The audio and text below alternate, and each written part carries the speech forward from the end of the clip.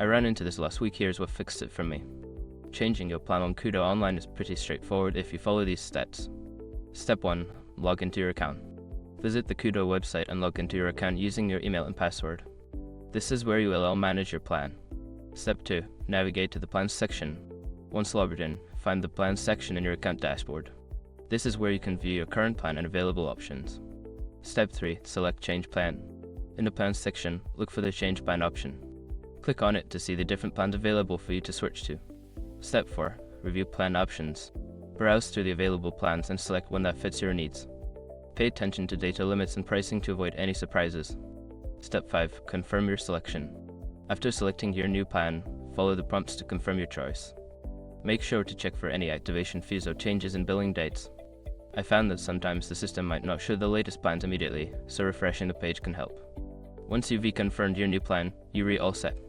If you have any questions, feel free to reach out to Koodo support. Happy planning!